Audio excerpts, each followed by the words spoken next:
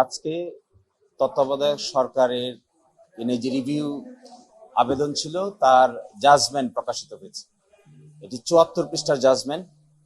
এখানে তৎকালীন মাননীয় প্রধান বিচারপতি মূল জাজমেন্ট লিখেছেন, রেফাত সৈয়দ রেফাত আহমেদ।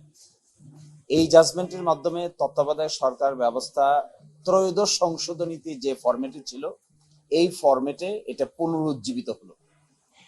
শুধু এতটুকু বলেছেন যে পুনরুজ্জীবিত হলেও এটা অটোমেটিক অপারেশন হবে না। অটোমেটিক অপারেশন হবে আর্টিকেল 58(1) এবং 58(c)তে যে বিধান আছে তার শর্ত সাপেক্ষে। সেখানে কি বিধান আছে? সেখানে বলা আছে যে একটা সরকার বিদায় নিবে, তারপর কেয়ারটেকার গভর্নমেন্ট গঠিত হবে, পার্লামেন্ট ডিসলভ হবে, ডিসলভের 15 দিনের ভিতরে তত্ত্বাবধায়ক সরকার গঠিত হবে।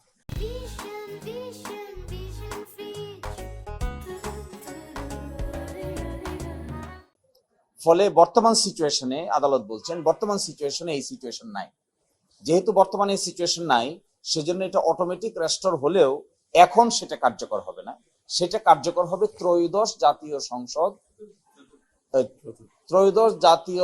সংসদ যে গঠিত হয়েছে তার এন্ড হওয়ার পর।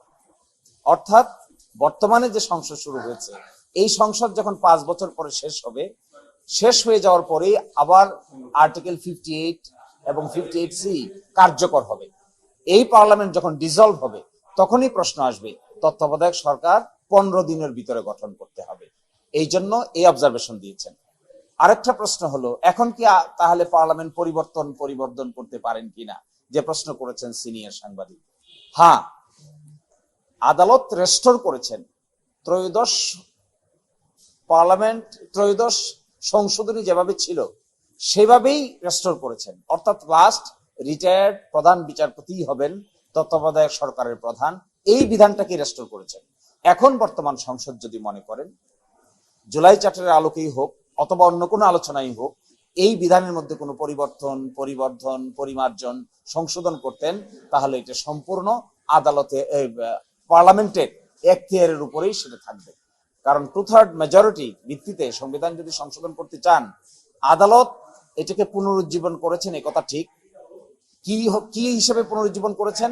অতীতে যে ফরম্যাটে ছিল সেই ফরম্যাটে। এই ফরম্যাটের মধ্যে যদি কোনো পরিবর্তন আনতে চান তাহলে বাকিটা নির্ভর করবে বর্তমান পার্লামেন্ট কিভাবে চিন্তা করছেন তার উপরে। এই ব্যাপারে আমরা আদালতে দেখিয়েছিলাম, একটা জাজমেন্টে কোট করেছেন যে জুলাই জাতীয় সনদে তত্ত্বাবধায়ক সরকারের একটা ডিফারেন্ট ফরম্যাটকে প্রস্তাব করা হয়েছিল। এই ফরম্যাট যদি জাতীয় সংসদ গ্রহণ করতে চান তাহলে জাতীয় সংসদের সামনে ওটা গ্রহণ করতে এই রায় থাকা সত্ত্বেও কোনো বাধার কারণ হবে না। এখানে যে জটিলতাটা তৈরি হওয়ার সম্ভাবনা নাই, কারণ আদালত তো তত্ত্বাবধায়ক সরকার 13 অ্যামেন্ডমেন্টের বিধানটাকে পরিপূর্ণভাবে পুনরুজ্জীবিত করেছেন। তার মানে কি 13 অ্যামেন্ডমেন্টের পূর্বে 13 অ্যামেন্ডমেন্টের মাধ্যমে যেভাবে তত্ত্বাবধায়ক সরকার এসেছিল সেটা এখন আসলো।